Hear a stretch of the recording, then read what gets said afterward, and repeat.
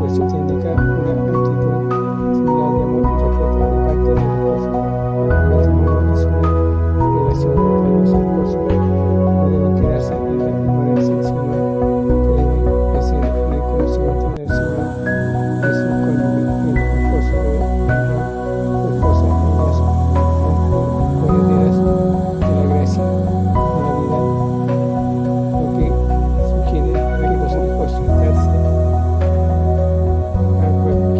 a quienes nos reciben por su causa.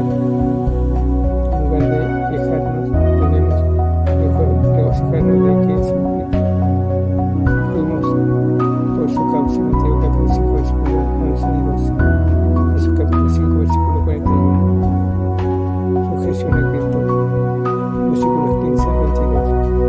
Santificar a Dios como Señor es una traducción mejor del versículo 15. Ponerlo en el trono de su corazón. Si Él controla nuestra vida, siempre tendremos una respuesta cuando nos pregunten respecto a la esperanza que tenemos en Él.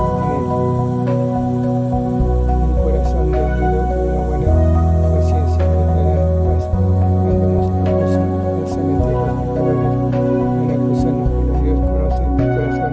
Nosotros tememos a Dios, no a los hombres. Isaías capítulo 8, versículos 12 y 13.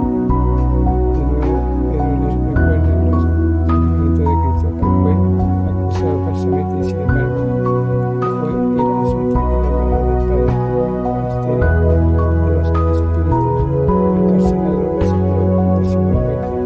Ha dejado perplejos a los estudiosos por muchos años, y no todos los intérpretes recuerdan sobre lo que significa. Solo tenga presente la lección principal en este pasaje. Cristo sufrió injustamente, pero Dios honró y le dio gloria. Versículo 22. El resto de este pasaje describe principalmente la buena conciencia del creyente delante de Dios en cuanto a los problemas que surgen de esto.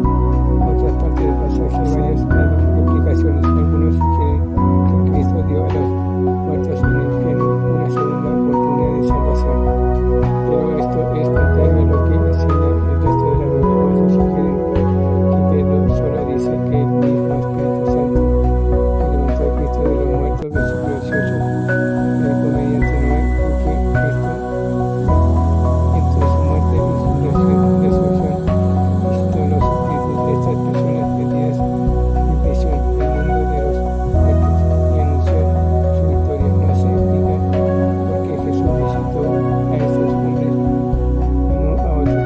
Otra explicación es que estos espíritus encarcelados eran los ángeles caídos.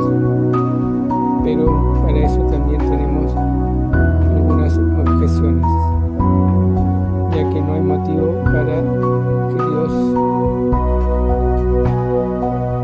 a través de Jesucristo, haya predicado a estos ángeles caídos. Predicó en versículo 19 significa anunciar, no predicar el evangelio de salvación. Jesús anunció la condenación de ellos y la victoria que tenía sobre el pecado y sobre la muerte. Es muy probable que en este tiempo Cristo llevó cautiva la cautividad. Efesios capítulo 4, versículo 8. Rescató las almas, sacándolas del Seol. Léase Lucas capítulo 6,